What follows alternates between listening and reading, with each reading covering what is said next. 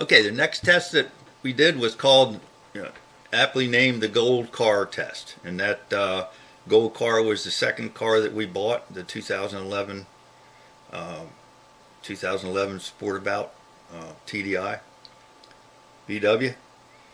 In this test, we take the car out together, Rich and I. He called me up and one night and explained how the car was doing quite well and that he wanted to have me see it. So he brought it over, and I took my little scan gauge 2 and hooked it up to his OBD2 outlet on his car to so we could have duplicate gauges to see what was going on, because it explained what was happening and it sounded real good, and I wanted to just see, make sure that we did all we could do to cover all our bases. So anyway, we took the car out and we did our 2-mile run. That was the first thing we did, and I explained to him how to do the 2-mile run,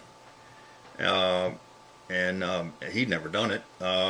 We went through the 2-mile initial marker at 50 miles an hour. I read the gauge, as you hear on the video, at 110, I believe it was, and then we quickly determined that my scan gauge was way out of calibration, but I say way out, maybe 15%. But it was out, and I realized that, and he started explaining what his mileage indication was and what I would explain mine. And if you watch the video, you can hear that talk. But we achieved at the end of that run about 140 miles to a gallon under cruise control. He kicked it out. My gauge, I think, indicated 124. So then after that, we took that same car out. I have to tell you, the car was not running very well.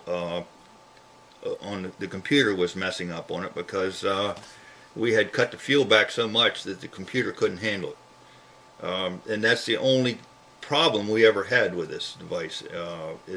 Sometimes you can do that, and so you have to be a little careful about how far you cut the fuel back if you're using a unit chip. But the results were stunning. The transmission never went bad, obviously.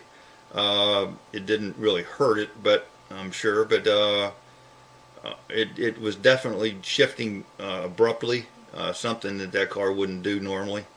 And the car was doing so well on the mileage indicator that we were just, both of us, beyond ourselves. Okay, it's the 4th of April, and Rich's car, the Gold Car, we're doing a test on the 2-mile 50 mile an hour course, and it's looking fantastic. We got 108 miles to a gallon already, and it's hanging around 104, 109. So this is going to be good. I mean, one thing is your horsepower is real low. That's obviously great. This says 149 consumption instantaneous. Yeah, this is 128. It's a little lower than yours, but it is lower, yeah. But it's fantastic. So he's saying 149 on the car gauge, and this is saying 109, so it's off about 25% or something like that. Still great. Okay, now we're coming up on the end of this. We got 135 miles per gallon. This is better than any car's ever gotten, I think. We'll have to see here in a second. Now, when I tell you to hit the brake, all right? Just knock it out of cruise. Okay. When I say so. Okay, now knock it out of cruise. Okay, come into a stop, slow. Just roll in. 125, that's great. It's better than the car ever got. Yep, that's excellent. Yeah, this is We just got 99 horsepower out of this thing on acceleration. That's another record. back up. Why not? Go for broke here. Alright, now it's in 5. So we're running the... What's your map 5 mean? Map 5 is minus 33. Minus 33, all right. That's 100 miles a gallon right there. Yeah. That's 63.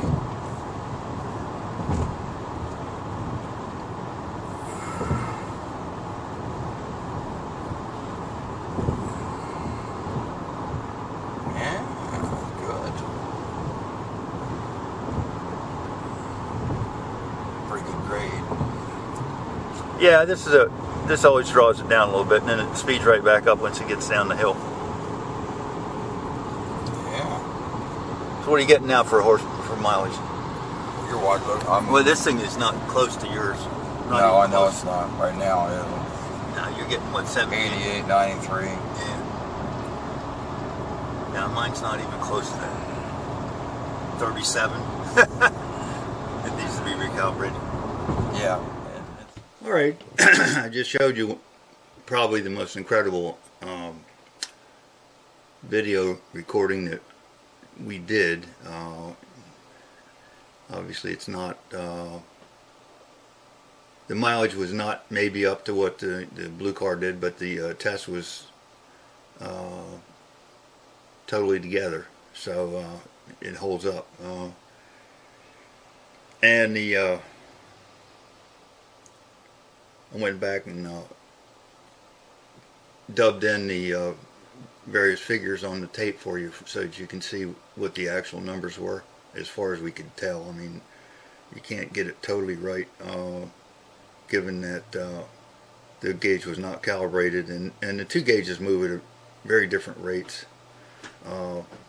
The car gauge that's furnished with the Volkswagen Jetta is much slower than the other gauge, and therefore the response time is slower. So to try to calibrate them against each other is almost a futile effort. But we did have two numbers at the same time that seemed to correlate. So I did give you a figure for that, which is 16%, a little bit more.